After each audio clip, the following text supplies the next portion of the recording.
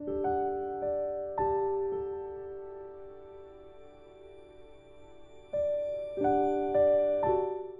우리가 함께 봉독한 말씀에는 사도 바울과 누가가 이제 3차 전도 여행을 마치고 예루살렘으로 가는 모습을 기록하고 있습니다.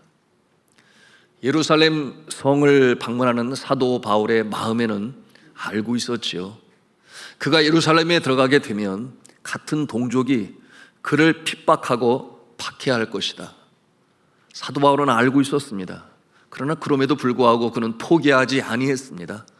왜냐하면 하나님께서 그에게 주신 특별한 사명이었기 때문에. 그의 일찍이 고백대로 하나님의 은혜의 복음을 증거하는 일을 마치려 하면은 나의 생명을 조금도 귀한 것으로 여기지 아니하노라. 오늘도 그와 같은 고백으로 죽으면 죽으리라.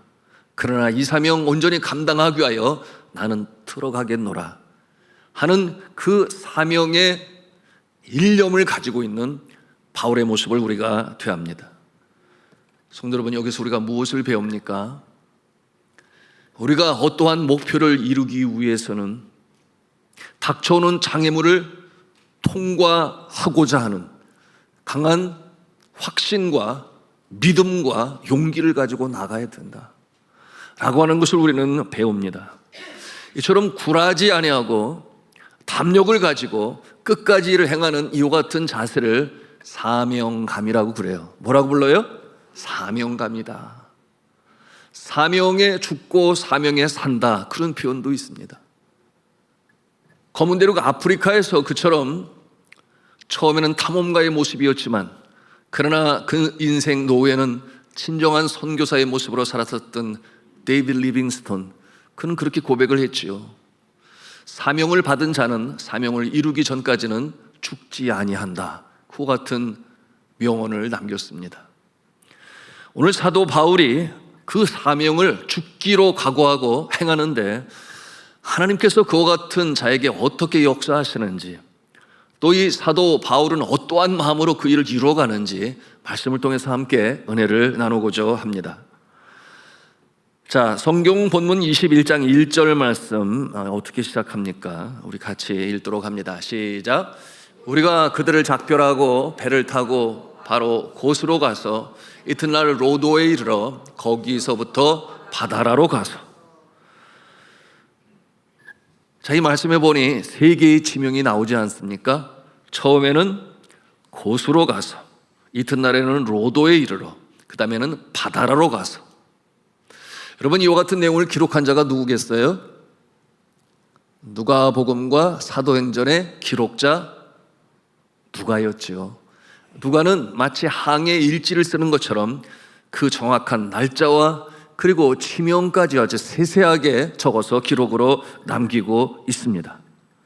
그런데 이 말씀을 통해서 우리가 무엇을 보는가? 사도 바울이 서두르고 있음을 볼 수가 있습니다. 그 구절 속에 어떤 내용이 있는가? 1절에 보니 바로 갔다 그래요. 바로 갔다. 바로라고 하는 이와 같은 표현은 아주 쇼트커트, 다시 말하면 뭐라고 그러죠? 단거리, 급히 빠른 길로 바로 갔다, 그런 뜻을 가지고 있는 것입니다. 왜 그렇게 했는가 하면 예루살렘으로 가기 위해서는 바다에 부는 바람이 있지 않습니까? 여름철에는 이 방향이 동쪽으로 불어요. 그래서 저기 에베소에서, 그 다음에 밀레도에서 오늘 이렇게 나타나는 세 개의 지명, 이쪽으로 가기 위해서는 여름철 그 바람을 타고 항해를 해야 했던 것입니다. 그런데 그 바람이 멈추고 나면 가기가 어려워요. 이와 같은 모습 속에서 왜 사도 바울은 에베소에서 떠나 예루살렘으로 가는 길에 밀레도에서 교회 지도자들을 불렀는지 그 이유도 알게 됩니다. 가는 길이라는 거예요. 그 바다에 부는 바람을 타고 말이죠. 여러분, 그러므로 이처럼 예루살렘을 향해서 항해하는 모습을 볼 수가 있습니다. 이 같은 모습을 보면서 우리가 배우는 것은, 우리가 하나님께서 주신 사명을 감당할 때 여러 다양한 기회, 그리고 상황을 선용할 수 있어야 합니다. 그러므로 사리 판단 능력이 필요하고 지혜가 필요합니다. 여러분, 이와 같은 지혜, 사리 판단 하나님께서 주십니다. 어떠한 자에게? 기도하는 자에게. 사도 바울이 항해사는 아니지 않았겠습니까? 그러나 복음을 전하며 하나님께서 상황, 환경, 여건, 조건 선용할 수 있는 지혜를 주셔서 그처럼 효과적인 복음 전하는 일을 사도 바울은 감당할 수가 있었던 것입니다. 자, 그런데 중요한 것, 그 때가 언제인지, 또한 어떤 일을 해야 하는지 여러분 알아야 하지 않겠습니까? 우리도 마찬가지예요. 주님께서 주신 사명을 감당합니다. 특별히 누군가를 인도하고 또한 격려하는 위치에 있는 구역장님이라든지 남녀선교회 임원이라든지 취직회 부처장이라든지 장로님과 교역자는 말할 것도 없지요. 여러분, 그 때와 시를 알고 또한 어떠한 일을 행해야 될지 이 지혜가 필요한데, 우리가 하나님 앞에 기도할 때 성령께서 우리로 하여금 깨달아 알게 하시니 너 중에 지혜가 부족하거든 하나님께 구하라. 지혜가 부족하지 않도록 공급하실 그 하나님을 의지하며 우리가 기도할 때 지혜를 주십니다. 때를 알게 하십니다. 이 밤에도 우리가 기도합니다. 어떠한 앞에 해야 할 일, 중, 장, 단기 계획이 있을 거예요. 여러분의 삶의 현장, 일터에, 직장에, 그런가 하면 주의 사명을 감당할 때도 마찬가지겠죠. 여러분, 기도하심으로 말미암아 위로부터 내리시는 지혜를 가지고 그 때를 정하고 해야 할 일을 정해서 마침내 하나님께서 손을 들어주시는 승리의 역사가 나타날 수 있기를 주님의 이름으로 축복합니다. 여러분, 가정에서도 그렇고 교회에서도 그렇고 또한 선교제에서도 마찬가지예요. 저는 지난날을 살펴볼 때 정말 중요한 일들, 특별히 지진 이후에 복구하는 과정들, 그런가 하면은 대지를 구입해야 하는 중요한 일들, 주님 앞에 간절히 기도할 때 그 때를 알려주시고 방법론을 가르쳐 주시는 지혜를 체험할 수가 있었습니다. 여러분, 이와 같은 모습은 오늘 이 시대 우리에게도 마찬가지예요. 오늘 이처럼 선한 길로 인도하시는 성령께서 사도 바울에게 해안을 주셔서 전도여행을 잘 마치고 예루살렘으로 돌아가는 것처럼 우리도 그와 같은 모습이 되어야 하겠습니다. 여러분, 우리 교회에서 지난 코로나19로 인해 얼마나 어려웠습니까? 그런데 그 어려운 때에 어떤 일을 했어요? 교회 리모델링을 했어요. 그와 같은 일을 한다고 하니까 저의 동료 목사들이 깜짝 놀라더라고요. 이 어려운 때에 어떻게, 많은 재정이 필요할 텐데. 그런데 여러분, 이와 같은 일을 하게 된 것은 우리 장로님들과 더불어 함께 기도하는 가운데 결정한 거예요. 하나님께서 한 사람이 아닌 여러 사람이 함께 같은 뜻을 품게 하실 때가 있으니 이때는 너무나 정확한 하나님께서 우리에게 주시는 하나님의 때인 것입니다. 여러분, 그러므로 우리 교회는 매달 정기 당회를 하고 있어요. 어떤 교회처럼 1년에 한 번 당회를 하는 데도 있고, 그런가 하면 2번 당회 하는 데도 있고, 당회가 뭐 그렇게 필요하냐 하지만 제가 이처럼 우리 당회원 장로님들과 한 달에 꼭 한 번씩 정기 당회를 하는 이유는 하나님의 때를 분별하기 위해서예요. 하나님의 때, 그 한 달 한 달, 이제 다가올 한 달 어떤 일을 언제 시작할 것인지 기도하는 가운데 주님께서 지혜를 주셔서 결의하게 하시면 그리 틀림없이 이루어지는 그 같은 모습을 체험하기 때문에, 그렇지 하나님의 때를 알기 위해서 어떤 방법으로 하는지를 알기 위해서 함께 모여 기도해야지 라는 것을 체험으로 깨달아 알고 있습니다. 여러분, 믿지 아니하는 사람들도 좋은 때를 찾으려고 하고 또한 그 때를 기해서 뭐를 해요? 가장 가깝게, 믿지 아니하는 사람들도 왜 손 없는 날을 택해야 되는지 알 길이 없어요. 여러분, 손 없는 날이 뭔 줄 아십니까? 여러분, 손 없는 날의 이 손은 뭐예요?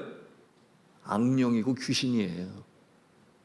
그래서 믿지 아니하는 사람들도 은연중에 이것이 인도 밀교에서, 그리고 이 중국의 전통 신앙인 음양오행에서, 또한 한국의 민속신앙의 전통과 연결이 되어서 만들어진 하나의 신앙인데, 손 없는 날, 그들은 믿기를 귀신이 사람의 계획을 방해하고 사람이 잘 되는 것을 회방한다, 그렇게 믿고 있는 거예요. 그래서 손 없는 날이란 무엇이냐? 귀신이 활동을 하지 않고 쉬는 날이라는 거예요. 그러니까 그때를 택하여 이사를 하면 이사도 평안히 잘 되고 또한 잘 살게 된다, 이렇게 믿는 것입니다. 여러분, 이처럼 귀신을 두려워하는 자들은 귀신을 달래려고 그래요. 나에게 어려움이 오지 않게 해주어. 그래서 구판도 벌리고 부적도 몸에 지니고 이렇게 귀신을 달랩니다. 좋은 때를 얻기 위하여, 방해받지 않기 위하여.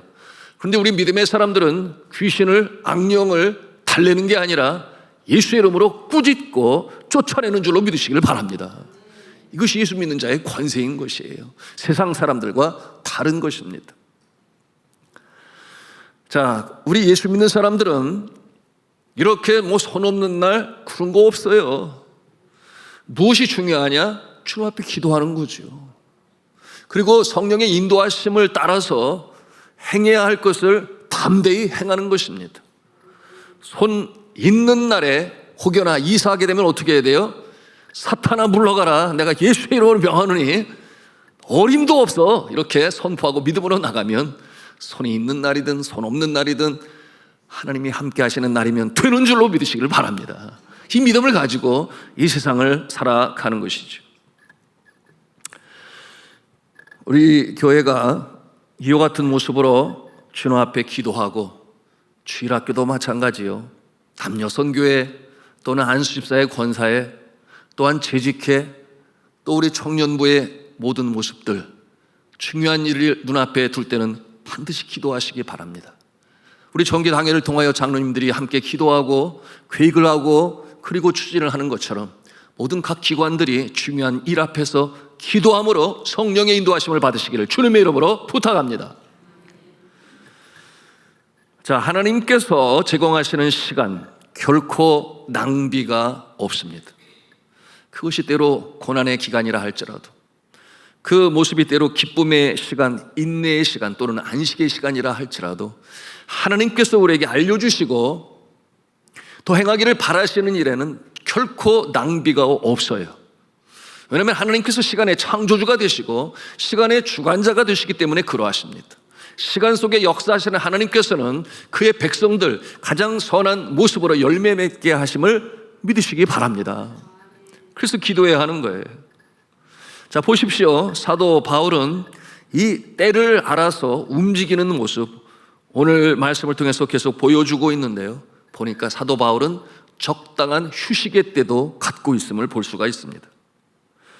여러분, 그들이 탄 배는 정기 여객선이 아니라 상선이었어요.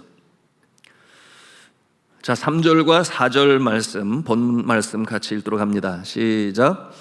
구브로를 바라보고 이를 왼편에 두고 수리아로 항해하여 두로에서 상륙하니 거기서 배에 짐을 풀려 함이러라. 제자들을 찾아 거기서 이레를 머물더니 그 제자들이 성령의 감동으로 바울더러 예루살렘에 들어가지 말라 하더라. 아멘. 여러분, 이 팔레스타인의 최고의 항구가 두로에 있습니다. 그곳에 정박을 하는 것은 짐을 내리고 또 짐을 싣기 위한 정거장과 같은 곳이죠. 바울은 그곳에 있을 때 7일간의 여유가 있었습니다. 그러므로 그 두로에서 믿음의 사람들을 찾고 그들과 만나서 교제를 하며 쉬는 시간을 갖습니다.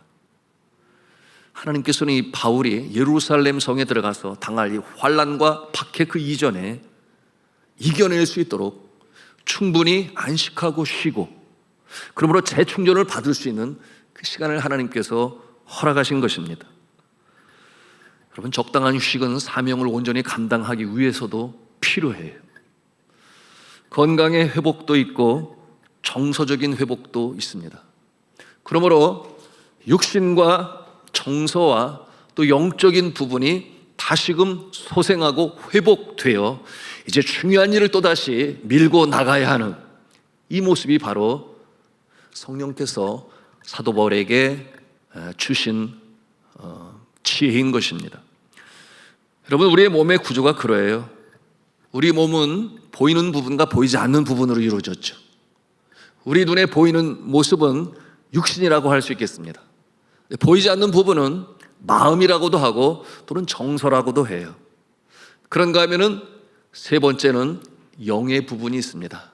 이 영의 부분은 하나님과 우리와 교통하는, 소통하는 영역이 바로 영의 부분인 것입니다.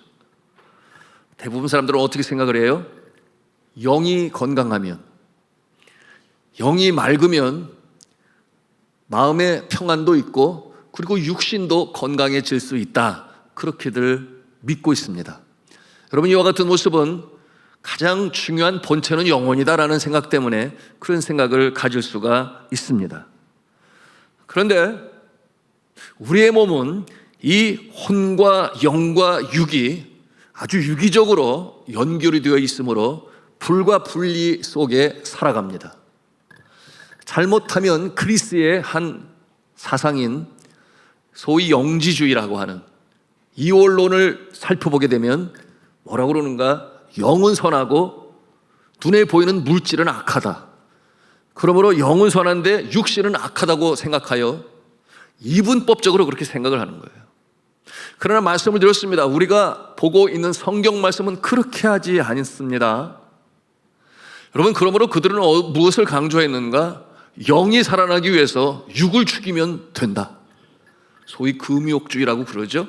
그래서 금식을 자주 하고 그리고 고행을 해서 자신의 육신을 못 살게 하면 영은 더욱더 맑아지고 더 거룩해진다. 그럴듯하게 들립니까?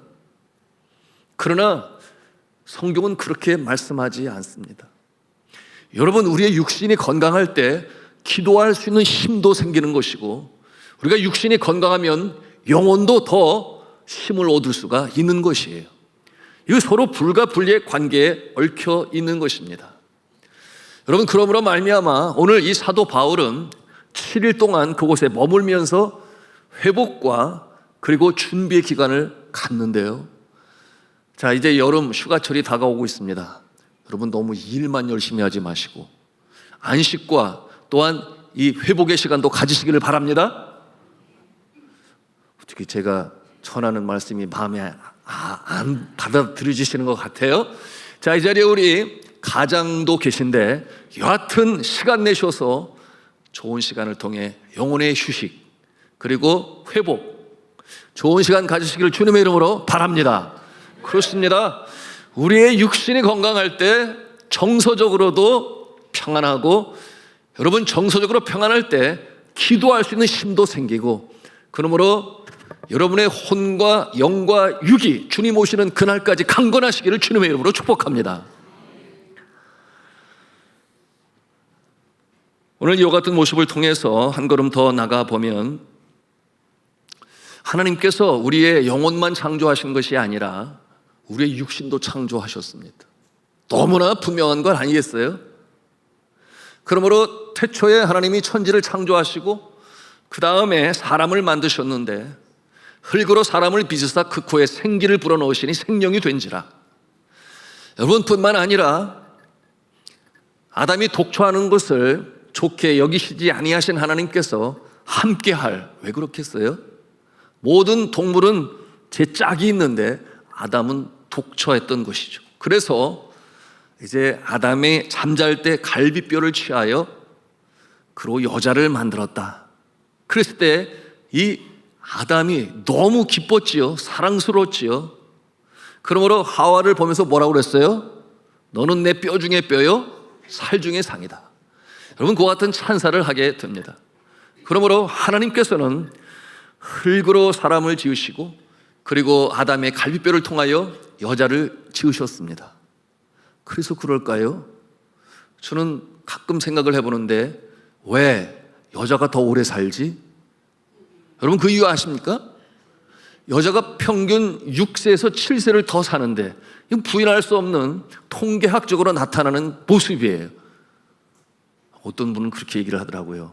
그건 만들 때 진료가 달라서 그래. 아담은 흙으로 만들었으니까 부서지기 쉽잖아. 그러니까 일찍 죽는 거지. 그런데 하와는 아담의 뼈로 만들었으니까 진료 자체가 다르니까 더 오래 사는 거지. 이렇게 또 설명을 하더라고요. 그럴듯해요? 저는 이런 생각을 갖습니다. 여러분, 이 여자는 오래 살아도 쓸모가 많아요. 그래서 며느리도 환영하고 딸도 환영하고 손주를 봐줘도 봐주고 그냥 봐주는 것도 아니고 맛있는 음식도 해주면서 야가를 잘 돌봐주는, 그러므로 나이가 먹어도 참 쓸모가 많은데 남자는 어때요? 그냥 웃죠? 쓸모가 없어요. 그래서 하나님이 남자를 먼저 부르시는구나. 하늘나라에 왜? 그냥 있어도 있으나 마나한 그와 같은 모습이니까, 이렇게 얘기하는 분도 계시더라고요. 저는 그런데 우리 남자 되신 분에게 격려하고 싶습니다. 우리 남자 되신 분들은 있는 존재만으로도 집안에 힘이 되고 중심을 잡는 줄로 믿으시기를 바랍니다. 왜 그렇겠어요? 하나님께서 집안에 제사장을 세우셨으니 가장을 제사장으로 세우셔서, 여러분, 나는 할 일이 없다, 쓸모가 없다가 아니라 기도하시기 바랍니다. 기도하시기 바랍니다. 그 시간에 기도하심으로 말미암아 집안의 질서가 세워지고, 그리고 가장의 중심으로서 제사장 역할을 감당하심으로 말미암아 하나님께서 주신 삶, 복되고 보람되게 살아가실 수 있기를 주님의 이름으로 축복합니다. 자, 그래서 우리의 신앙 여정에 쉼표가 필요하다. 오늘 사도 바울의 모습을 통해서 배우는 것입니다. 여러분, 음악을 연주할 때도 반드시 쉼표가 있어요. 거기는 쉬었다 가야 되는데, 쉬기 위한 것은 다음 소절에서 더 힘차게, 또한 계속 아름답게 이어가기 위하여 쉼표가 필요한 것처럼, 여러분, 우리의 인생에 주의 사명 감당할 때도 쉼표가 필요하다. 단순히 쉬는 그런 의미가 아니라 새로운 일을 시작하며 주님께서 영혼의 소생함을, 또한 우리의 재충전을 위하여 쉼이 필요하다라고 하는 것입니다. 이번 여름철에 여러분의 쉼의 시간이 그와 같은 시간이 되실 수 있기를 주님의 이름으로 축복합니다.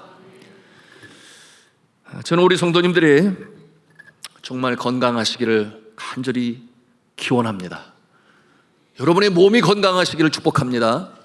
여러분의 정서가 건강하시기를 축복합니다. 여러분의 영혼이 건강하시기를 축복합니다.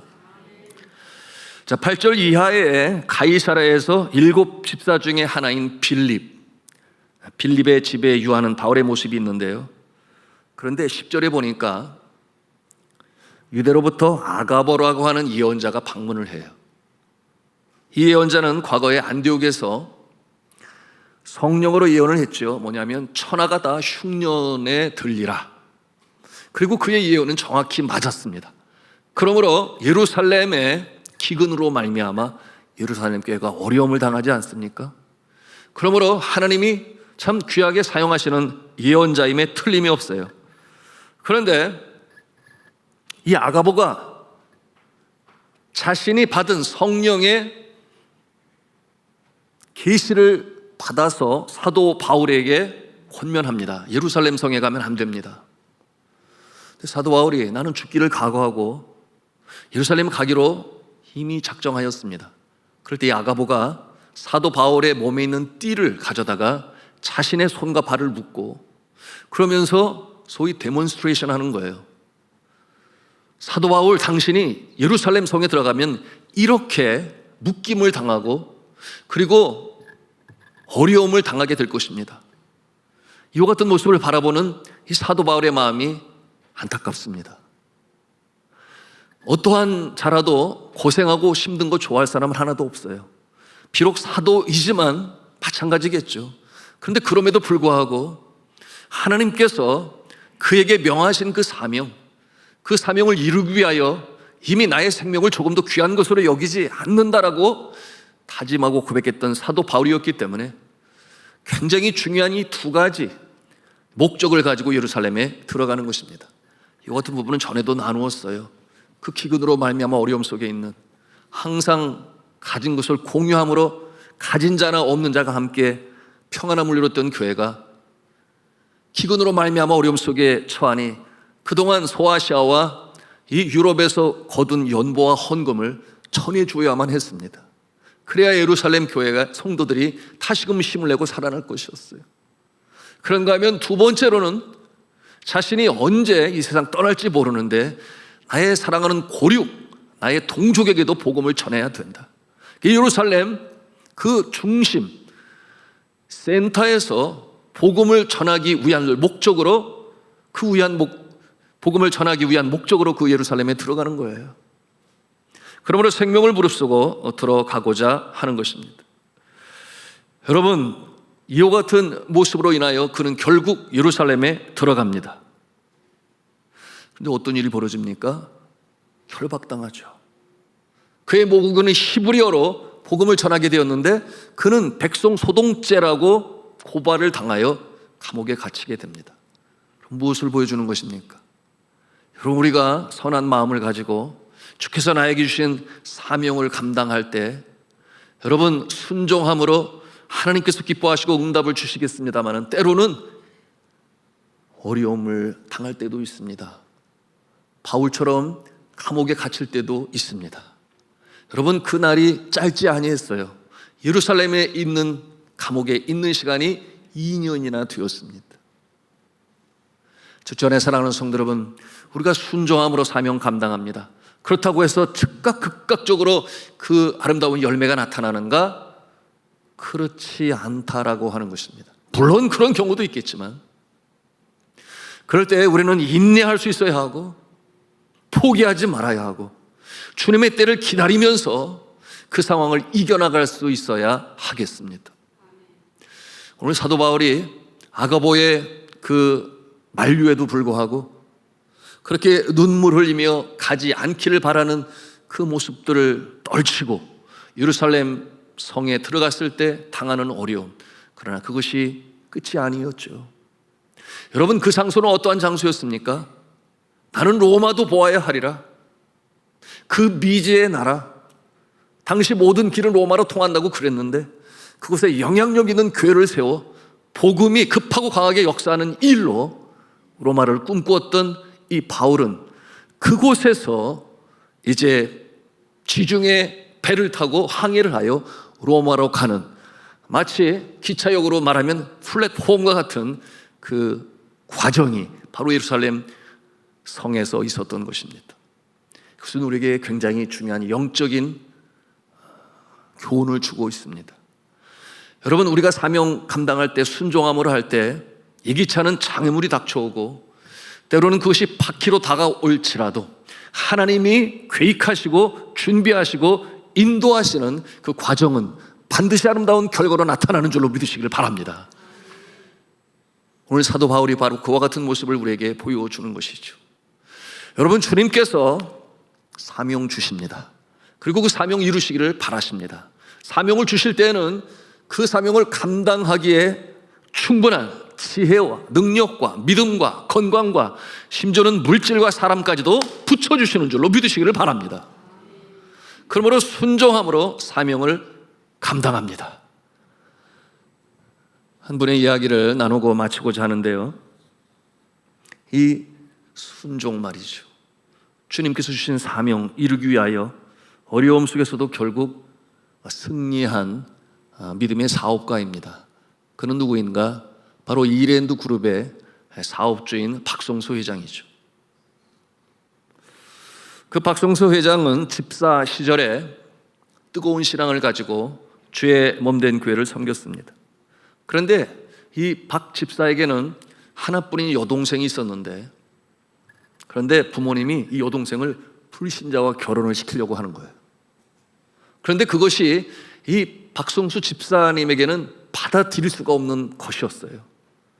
믿음의 사람과 결혼을 해야지, 그럴 수는 없다. 끝까지 굳고 반대했습니다. 아주 결사적으로 반대를 했어요. 그러나 그 결혼은 결국 부모의 뜻대로, 본인의 뜻대로 억지로 강행이 되었는데요, 그래 이 박 집사는 그 결혼식장에 가지도 아니했어요. 정말 대단하죠. 그 모습에 부모는 화가 나가지고 결국 괘씸죄에 걸려서 부모가 이 박 집사 그 아들을 어떻게 하는가? 500만 원을 줘서 집에서 쫓아냅니다. 너 같은 아들은 집안에 있을 필요가 없어. 그래서 500만 원을 주어서 쫓아내요. 그러므로 그는 신촌 로타리 앞에 있는 2평짜리 점포를 얻어서 옷장사를 시작했습니다. 그런데 개업 예배를 드릴 때 그는 철저히 하나님 중심으로 가게를 운영하기로 그렇게 소원을 했습니다. 그리고 하나님께 기도했습니다. 나는 하나님만 의지합니다.